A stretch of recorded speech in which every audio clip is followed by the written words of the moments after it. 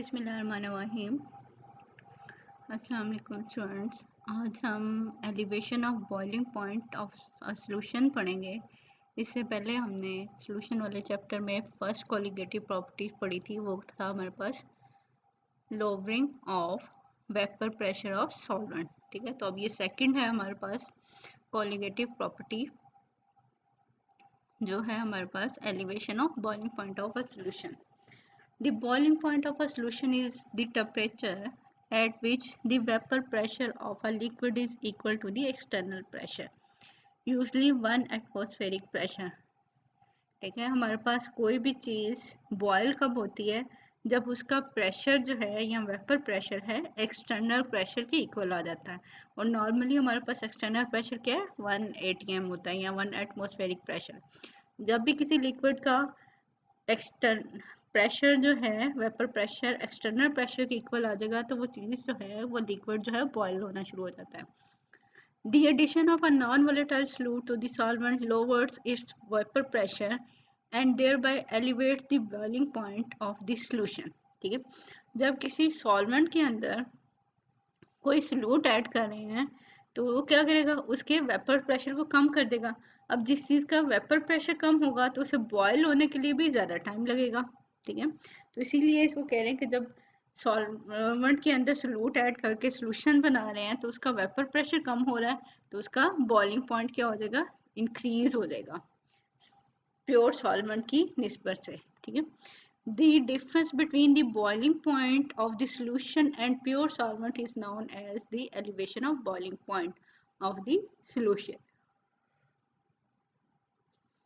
The elevation of elevation of boiling point of the solution depend upon the nature of solvent and the concentration of solute. ये solvent क्या है और कितना हम solute add करें, कितनी सॉल्यूट की अमाउंट ऐड करें। ठीक है, जितनी हम अमाउंट ज़्यादा ऐड करते जाएंगे उतना उसका वेपर प्रेशर कम होता जाएगा, या आप ये कहना है उतना उसका सॉल्यूशन का बॉइलिंग पॉइंट ज़्यादा होता जाएगा। The boiling point elevation can be readily understood in the term of lowering of vapor pressure. ठीक है, figure shows the variation of vapor pressure with temperature of the pure solvent. Pure solvent के लिए आपको curve दिया है ए और B वाला, and solution के लिए कर्व है हमारे पास सी एंड डी। हम इसको एक्सप्लेन कर लेते हैं कि ये कर्व हमारे पास है क्या। Since the vapor pressure of solution is lower than that of pure solvent, the vapor pressure temperature curve of the solution lies below the curve of the pure solvent. अब ये देख रहे हैं कि सॉल्वेंट का जो कर्व है वो ऊपर है और जो सॉल्यूशन का कर्व है वो नीचे है। क्यों? कि आपको पता है कि सॉल्वेंट की वेपर प्रेशर ज़्यादा है और सॉल्यूशन का वेपर प्रेशर कम है, तो इसलिए इसकी सारी वैल्यूज़ जो है सारी रीडिंग्स भी लो आएंगे सॉल्यूशन की। ठीक है, let T naught be the boiling point of pure solvent at 1 atmospheric pressure. ठीक है, हम देखते हैं नीचे हमारे पास टेम्परेचर था एक्स एक्सिस पे, तो टी नॉट वो टेम्परेचर है जब हमारे पास सॉल्वेंट बॉयल हो जाता है। और सॉल्वेंट प्योर फॉर्म में है तो उसका प्रेशर क्या होगा? P not. ठीक है, तो अब देख लो पी नॉट और टी नॉट आपस में ये जी पॉइंट के ऊपर कोइंसाइड कर रहे हैं। ठीक है, तो ये बता रहा है कि सॉल्वेंट का वेपर प्रेशर जो है वो इस टेम्परेचर पे बॉइलिंग टेम्परेचर जो है वो टी नॉट है। लेकिन अगर हम साथ ही टी देखें वो क्या है? वो हमारे पास सॉल्यूशन का बॉइलिंग टेम्परेचर है। ठीक है, और टी नॉट की वैल्यू कम है और टी जो है सॉल्यूशन है उसकी वैल्यू ज़्यादा है क्योंकि हमने इसके अंदर सॉल्यूट भी ऐड किया हुआ है। Let T naught be the boiling point of the pure solvent at 1 atmospheric pressure. At this temperature, the solution has lower vapor pressure than 1 atmosphere and hence it will not boil. अगर हम T not पे देखें तो वहाँ पे G point देख लें, G पे तो सॉल्वेंट जो है बॉयल हो रहा है, लेकिन उसी पॉइंट के ऊपर हम देखें कि सॉल्यूशन कहाँ पे है? सॉल्यूशन है E पॉइंट के ऊपर। ठीक है, यानी सॉल्यूशन का प्रेशर कितना है? वो P है, तो यानी कि ये उस टाइम पे बॉयल नहीं हुआ। अब इसको ऊपर जाने के लिए पी नॉट तक जाने के लिए बॉयल होने के लिए ज़्यादा टेम्परेचर देना पड़ेगा हमें, तो इसीलिए हम कहते हैं कि ये टी टेम्परेचर पे जाके जितने बॉयल होगा। ठीक है, तो ये इस चीज़ की बात हो रही है। Let T naught be the boiling point of the pure solvent at 1 atmospheric pressure. At this temperature, the solution has lower vapor pressure than the 1 atmosphere and hence it will not boil. With the increase in temperature, say T, the vapor pressure of the solution rises to 1 atmosphere and solution boil. कि जब temperature आएगा T, उस time जो है solution जो है वो boil करेगा.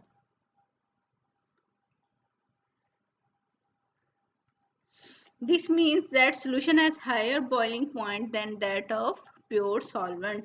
Thus, T minus T naught is equal to delta T. अब उसको B से represent करिए यानी boiling point से, ठीक है, change in temperature with respect to boiling point, ठीक है, इसलिए delta T B लिख रहे हैं. Represent the elevation in the boiling point of the solution. The point G and E represent the vapor pressure of pure solvent and solution respectively at the same temperature T naught. हम देख लेते हैं कि T naught के ऊपर G और E point है. G क्या है, सॉल्वेंट का बॉइलिंग पॉइंट टेम्परेचर है और E वो पॉइंट है जहाँ पे सॉल्वेंट तो बॉयल हो रहा है लेकिन सोल्यूशन बॉयल नहीं हो रहा यहाँ पे, ठीक है, ये T naught पे.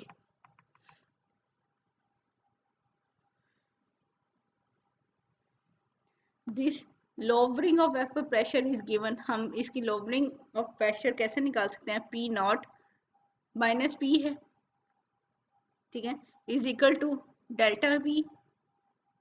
और ये delta P change in pressure कहाँ पे, चेंज इन वेपर प्रेशर आ रहा है. G और E का जो जितना डिफरेंस है ये उसकी वैल्यू आ रही है, ठीक है.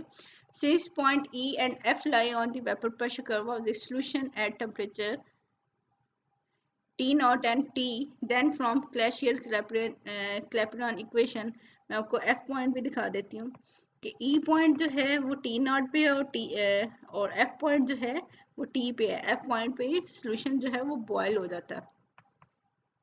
तो यहाँ पे हम इक्वेशन यूज कर सकते हैं log natural P naught over P is equal to delta H V over R into 1 over T naught minus 1 over T. आपको पता है ये दोनों टर्म्स का जो डिनोमिनेटर में टर्म है T नॉट और T का LCM लेंगे तो क्या बन जाएगा T not T minus T not, ठीक है, divided by T into T not. बाकी टर्म वही है delta H V over R. अब यहाँ पे क्या है हमारे पास P is the vapour pressure of the solution at temperature T था, ठीक है, ये उन्होंने गलत लिख दिया है, T नॉट पहले कर दिया है कि P आपको पता है वेपर प्रेशर ऑफ सॉल्यूशन है जब टेम्परेचर हमारे पास, एक मिनट में चेक भी कर लेती हूँ.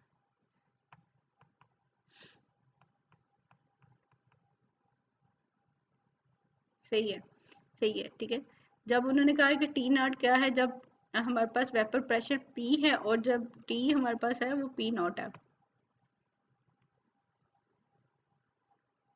Where P is the vapor pressure of solution at T not, ठीक है, while P नॉट कब है, P naught is the vapour pressure at T. And हमारे पास डेल्टा एच वी क्या है, is the enthalpy of vaporisation पर mole of the solvent. की एक सॉल्वेंट की जो है उसका कितने वेपोराइजेशन हो सकते हैं, कि जब वेपोराइजेशन होगी तो कितनी हीट चेंज आएगी. एंथैल्पी होता है ना, हीट चेंज, ठीक है, तो इसे डेल्टा एच से एंथैल्पी को रिप्रेजेंट करते हैं और वेपोराइजेशन के लिए इसलिए वी रिप्रेजेंट किया. For a dilute solution T not and T R not very different, therefore हम उसकी जगह पर टी नॉट स्क्वायर लिख लेते हैं. And hence the equation becomes log natural P naught over P is equal to delta H V over R into delta TB. अब TB हम क्यों लिख रहे हैं, T माइनस T नॉट की जगह पे हम डेल्टा TB लिख सकते हैं, ठीक है, हमने पीछे भी देखा था, divided by T not square. अगर हम इसको इन्वर्ट करें इक्वेशन को कि हमने P नॉट को डिनोमिनेटर में लेके आना हो, P को नोमिनेटर में, तो हम इसको माइनस के साथ मल्टीप्लाई करेंगे दो पूरी इक्वेशन को, ठीक है. तो यहाँ पे क्या हो जाएगा, ये इन्वर्ट हो जाएगा और दूसरी साइड पे माइनस का साइन भी आ जाएगा हमारे पास. तो ये क्या बन गया हमारे पास कि log nature P over P naught is equal to minus delta H V over R into delta T B over T not square. Further more according to Raoult's law हम क्या कर सकते हैं इसको कि रॉड्स लॉ के according हमारे पास क्या है, P over P naught is equal to x1 और x1 की जगह पे हम हमारे पास क्या लिख सकते थे, 1 माइनस x2 हम लिख सकते हैं। ठीक है, तो हम यहाँ पे क्या कर सकते हैं, वैल्यू पुट कर सकते हैं। Log nature 1 minus x2 is equal to minus वाली सेम टर्म आ जाएगी delta H B over R into delta T B over T not square. तो अब ये हमारे पास क्या है, लॉग नेचर 1 माइनस 2 का जो सोल्यूशन है, ठीक है, ये हमारे पास डिफरेंट उसकी टर्म्स आ जाएंगी। तो हमारे पास क्या माइनस में साइन है, तो ये क्या बनेगा minus X two plus X two square divided by 2, जैसे ये पोलिनोमियल इक्वेशंस होती हैं इस तरह ये इक्वेशन आ जाएगी। ठीक है, अब हमारे पास क्या where we X is the mole fraction of solute and it is very small in case of dilute solution. तो हम क्या करेंगे, सिर्फ पहली टर्म रखेंगे और बाकी सारी टर्म जो है इग्नोर कर देंगे। तो ये इसकी वैल्यू क्या बन जाएगी, log nature 1 minus X two is approximately equal to हमारे पास माइनस एक्स टू। तो हम क्या कर सकते हैं, इसकी वैल्यू पुट कर देंगे, दोनों साइड पे हमारे पास जो माइनस की वैल्यू है वो कट जाएंगी। तो इक्वेशन आ जाएगी x2 is equal to delta H B over R into delta T B over T not square आ जाएगा। और अगर हमने यहाँ से एलिवेशन बॉइलिंग पॉइंट निकाली हो, यानी कि डेल्टा टी बी निकालना हो, तो वो क्या होगा, इक्वेशन को हम रीअरेंज कर लेंगे। तो ये बन जाएगा R into T not square into X two divided by delta HV. This equation gives the elevation of boiling points of a solution in term of the enthalpy of vaporization of solvent. अगर हमें ये सारी terms मालूम हो तो हम delta T भी निकाल सकते हैं। The boiling points of the solvent, mole fraction of the solute in the solutions, ठीक है, ये सारी चीज़ें मालूम होनी चाहिए। Since T naught and delta HV are constant for a given solvent, के एक सॉल्वेंट का वेपर प्रेशर या उसका जो बॉइलिंग पॉइंट है वो कांस्टेंट होगा, हमेशा एक ही दफ़ा एक ही पॉइंट पे आएगा। ठीक है, या इसी तरह उसकी एंथैल्पी भी कांस्टेंट होगी। देयरफॉर, और आर आपको पता है जनरल गैस कांस्टेंट है, ऑलरेडी कांस्टेंट है, यानी ये तीन टर्म्स तो यहाँ पे कांस्टेंट आ गई हमारे पास। Therefore, the elevation of boiling point of a solution is directly proportional to the mole fraction of the solute and is independent of the nature of solute। कि ये इसकी मोल फ्रैक्शन पे depend कर रहा है, उसकी नेचर पे depend नहीं कर रहा, और यही हमारे पास कोलिगेटिव प्रॉपर्टीज कहती हैं। ठीक है, दस elevation of boiling point of a solution is a colligative property. और x2 हमें पता है ये मोल फ्रैक्शन है सोल्यूट की, तो x2 हम लिख सकते हैं x2 is equal to n2 divided by n1 plus n2, और डिनोमिनेटर में डाइल्यूट सॉल्यूशन के लिए n2 को इग्नोर कर देते हैं, और ये हमारे पास क्या रह जाता है n2 ओवर n1। जैसा हमने पिछले काम किया है ये lowering of vapour pressure of solvent में। ठीक है, जैसे मोल फ्रैक्शन से हमने मॉलिक्यूलर वेट निकाल रहे थे। ठीक है, ये वही काम है जो जो पहले भी हम कर चुके हैं। तो अब number of moles of solute और नीचे है हमारे पास number of mole of solvent. तो नंबर ऑफ मोल्स क्या होते हैं, weight divided by molecular weight. ठीक है, तो वो W2 ओवर M1, ये अब बन जाएगा W2 multiply by M1 divided by W1 M2। ठीक है, हमने क्या किया, नंबर ऑफ मोल्स सॉल्वेंट के लिए भी लिख लिए और सॉल्यूट के लिए भी लिख लिए। अब x2 की जगह पे ये सारी वैल्यू पुट कर सकते हैं हम। तो क्या बनेगा, delta T B is equal to R T square, R T not square over delta H V multiply by W2 multiply by M1 divided by W1 M2। अब हमारे पास क्या है कि अगर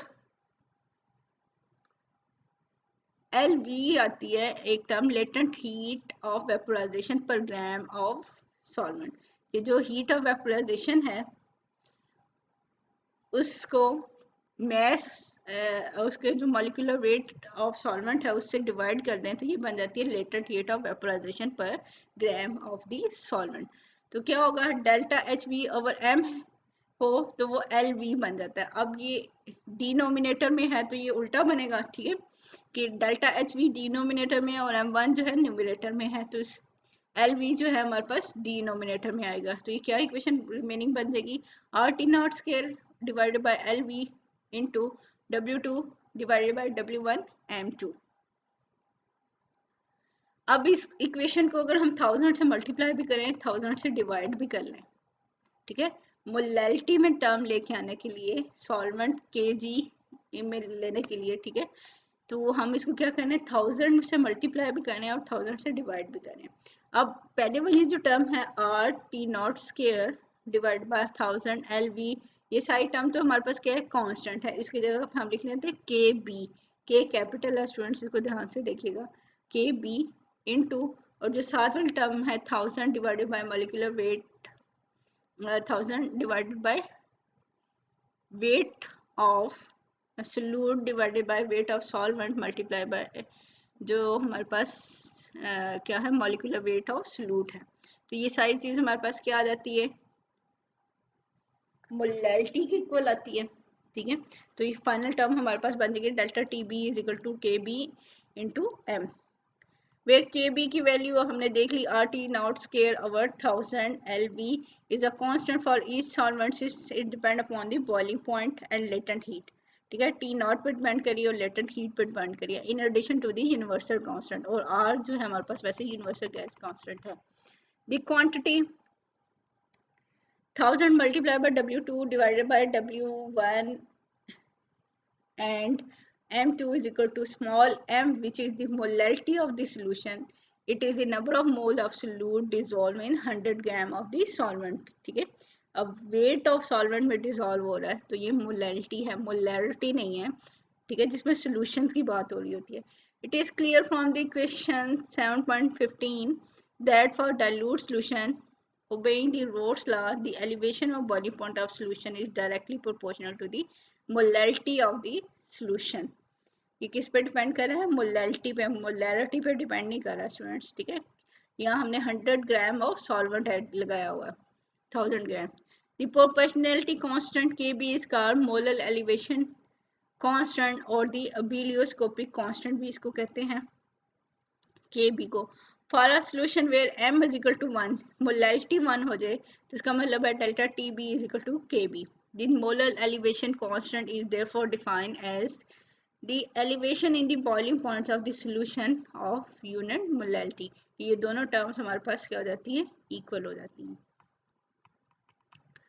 The equation 5.15 can be verified in three ways. The elevation of boiling point should be proportional to the molality of the solution. Kb should be independent of the nature of solution, and value of Kb obtained from experiment should be in agreement with the theoretical value, ठीक है, experimental और theoretical value same होनी चाहिए। The normal boiling points and observed calculated bilioscopic constant of some for some solvent are given in table, ठीक है, जैसे कि water है, ethanol, benzene, chloroform, carbon tetrachloride, उनके बॉइलिंग पॉइंट्स दिया हुआ है, टेम्परेचर दिया हुआ है केल्विन स्केल के अंदर, के ऑब्जर्व कितना है और के कैलकुलेटेड कितना है। जैसे वाटर में सेम वैल्यू आ रही है, थोड़ा सा बाकी सॉल्वेंट्स के अंदर कहीं पे थोड़ा बहुत डिफरेंस है, लेकिन बहुत कम डिफरेंस है हमारे पास,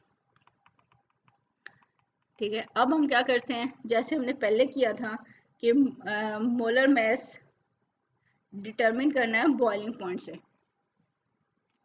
ठीक है, तो हम कैसे करेंगे ये हम देखते हैं। अब ये इस इक्वेशन के अंदर से हम मॉलिक्यूलर वेट ऑफ सोल्यूट निकाल लेंगे, जो हमने सोल्यूट ऐड किया हुआ था कि कितना उसका मॉलिक्यूलर वेट है। From equation 7.15 it is possible to calculate the molar mass of the solute as delta T B is equal to K B into M, और एम क्या था हमारे पास 1000 multiply by W2 divided by W1 and M2। हमने यहाँ से M2 निकालना है, इक्वेशन को रीअरेंज कर लेंगे बस कि डेल्टा टी बी जो है इक्वेशन के दूसरी साइड पे चल जाएगा और M2 जो है इस साइड पे आ जाएगा, एक साइड पे, लेफ्ट वाली साइड पे, ठीक है। This equation permit to calculate the molar mass of solute since W1 the mass of solvent, W2 the mass of solute, delta TB the elevation of boiling point and KB the bilioscopic constant are known। अगर हमें in terms की value मालूम है तो हम क्या कर सकते हैं कि इसके अंदर से हम M2 की वैल्यू जो कि मोलर मास ऑफ सोल्यूट है उसको हम निकाल सकते हैं। ओके, नेक्स्ट हमारे पास एक या दो पेज मिस थे, मैं आपको यहाँ पे उसे नेक्स्ट वाला पेज ही हमारे पास 282 है, ठीक है, अब हम क्या करेंगे, measurement, experimental measurement of boiling point elevation, कि एक्सपेरिमेंटली हम कैसे जो है ना एलिवेशन ऑफ बॉइलिंग पॉइंट को मेजर कर सकते हैं, तो वो देख लेते हैं। ठीक है, दो मेथड यहाँ पे दिए हुए हैं, जैसे आपको लोअरिंग ऑफ वेपर प्रेशर के अंदर भी दो मेथड दिए गए थे। ओके वेट, ठीक है, तो हम देखते हैं कौन कौन से मेथड है ये, कि एक्सपेरिमेंटली हम बॉइलिंग पॉइंट को एलिवेशन को कैसे मेजर कर सकते हैं। In determining the elevation of boiling point of a solution sufficient precaution is needed to avoid super heating की, यानी कि बहुत ज़्यादा हीट ना हो जाए हमारे पास। The following two method are generally use for determining the elevation of boiling point of solution. सबसे पहला मेथड जो है हमारे पास वो कौन सा है, ये हमारे पास है lands Burgers method, Lange-Burgers method, ठीक है। In this method, the solution is heated by passing through the vapor of the pure solvent, कि हम हीट सिर्फ सॉल्वेंट को करेंगे, ठीक है, और सॉल्वेंट के वेपर्स की वजह से हमारे पास जो सोल्यूशन है वो हीट अप होगा, ठीक है। This is done to avoid super heating, अगर हम डायरेक्ट सोल्यूशन को हीट करें तो ज़्यादा हीट भी हो सकता है, इसलिए उसकी बजाय हम सिर्फ सॉल्वेंट को हीट करें। दी apparatus consist of flask A, ये आपको जो है फ्लाश शो की गई है, ए नंबर उसकी सिंबल को यहाँ पे लिखा भी गया ताकि आप लोग क्लियरली इसको देख भी सकें, ठीक है, समझ भी सकें। Consist of flask A containing a pure solvent, ठीक है, यहाँ पे प्योर सॉल्वेंट है, इसको हीट किया जाता है ताकि सॉल्वेंट के वेपर्स प्रोड्यूस हों।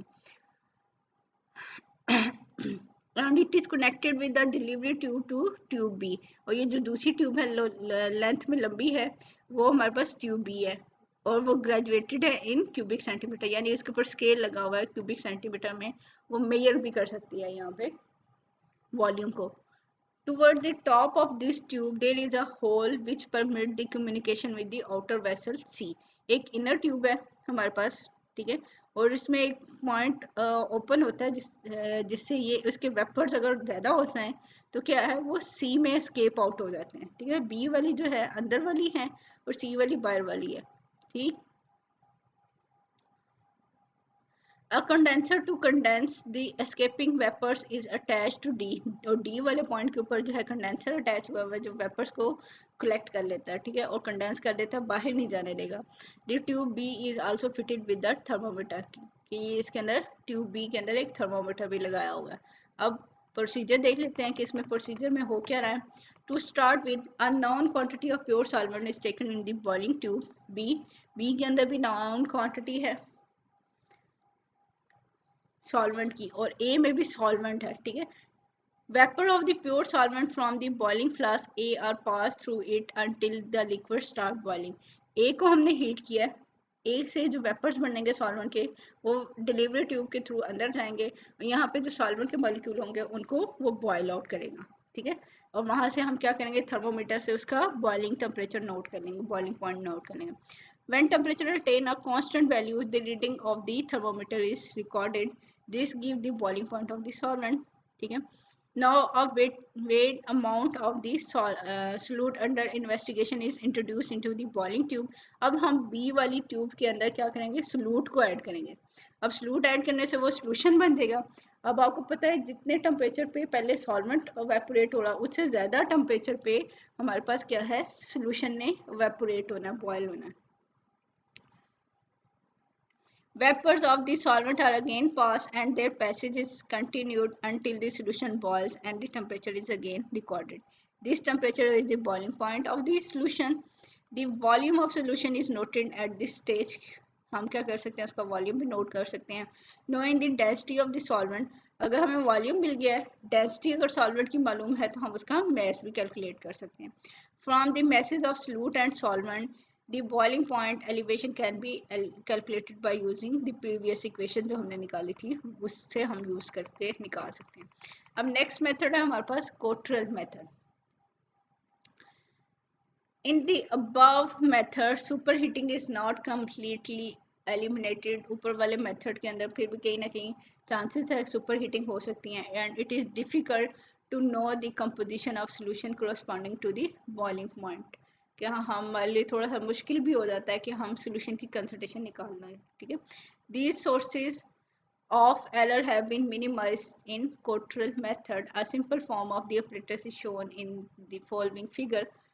The tube A contain the boiling liquid. इसके अंदर हमारे पास हम देख लेते हैं कि क्या क्या चीज जो है शामिल है इसके अंदर, ठीक है। The tube A contains the boiling liquid, solvent और सोल्यूशन कि ए के अंदर हमारे पास क्या है, ये मैं आपको जरा छोटा करके दिखा लेती हूँ। ए हमारे पास है, ए में यहाँ सॉल्वेंट हो सकता है या फिर उसके अंदर अगर हम सॉल्वेंट में सॉल्यूट ऐड कर दें तो सॉल्यूट है, ठीक है। A sensitive thermometer is inserted in the tube such that the bulb of the thermometer is at some distance above the liquid surface। कि हमारे पास क्या है, इसमें हम थर्मोमीटर भी लगा देंगे।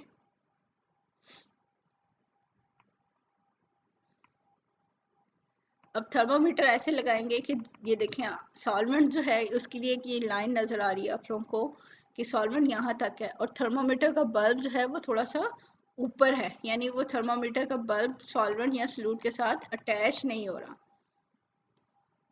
The tube is provided with the side tube C है, ये वाली साइड पे ये जो सी है, which is connected to a water condenser कि कंडेंसर के साथ अटैच है। Inside the tube an inverted funnel shape tube B with bifurcated stamp is place कि अब हमारे पास इस ट्यूब के अंदर एक फनल है, ये आपको फनल लिखा हुआ भी आ रहा है और ये इसको बी से रिप्रेजेंट किया है। फनल को हमने इन्वर्टेड रखा हुआ है, ठीक है, इन्वर्टेड रखा हुआ है, उसका स्टेम है और स्टेम आगे जाके टू पार्ट्स में कन्वर्ट हो गया है, यानी बाइफरकेटेड हो गया है, ठीक है। और यहाँ से जो है उसके वेपर्स जो है सॉल्वेंट जैसे ही बॉयल होगा उसके वेपर्स फनल्स के थ्रू ऊपर जाएंगे स्टेम के थ्रू और वो थर्मामीटर में उसके वेपर्स की रीडिंग्स की वजह से जो है उसका टेम्परेचर नोट किया जाता है यहाँ पे।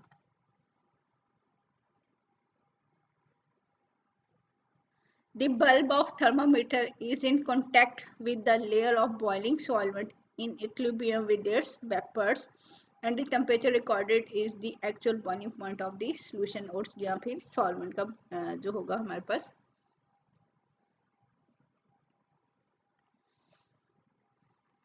अब हमने करना क्या, at first a known mass of the solvent is taken in the tube कि ट्यूब ए के अंदर हमने स्पेसिफिक अमाउंट ले लिया है and it's boiling point T not is noted कि जब हम इसको हीट करेंगे तो हमारे पास क्या है कि इसका बॉइलिंग पॉइंट जो है नोट कर लेंगे। After cooling the contents a known mass of solute is added, the boiling point of solution T is noted, ठीक है, हम यहाँ पे टी को नोट करेंगे।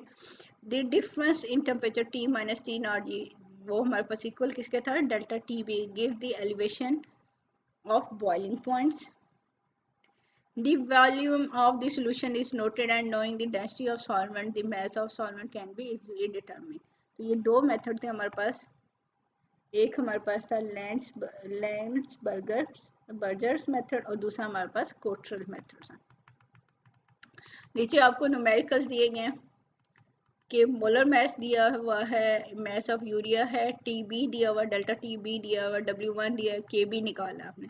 आपको इक्वेशन आती होगी तो आप क्या करोगे, केबी की वैल्यू निकाल लोगे। इसी तरह सेकंड है, आर की वैल्यू मालूम है, डेल्टा एच वी मालूम है, तो मैं आपको यहाँ दिखा देती हूँ। हीट ऑफ वेपोराइजेशन आ गई, के बी की वैल्यू निकाल ली, ठीक है, वहाँ से मॉलिक्यूलर वेट आपको पता है तो आपको ये कहा जा सकता है डेल्टा टी बी की वैल्यू निकालनी, ठीक है। तो ये न्यूमेरिकल्स आप लोगों ने खुद करने हैं। इसी तरह नेक्स्ट क्या है आपके पास, W2 दिया हुआ है, W1 दिया हुआ है, डेल्टा टी बी दिया हुआ है, के बी दिया हुआ है और M2 की वैल्यू आपने निकालनी है। तो स्टूडेंट ये तो था आज का टॉपिक जिसमें आपने एलिवेशन ऑफ बॉइलिंग पॉइंट्स को देखा, ठीक है, और आपने इसको अच्छे तरीके से प्रिपेयर कर लेना है और न्यूमेरिकल भी सॉल्व करने हैं स्टूडेंट्स आप लोगों ने।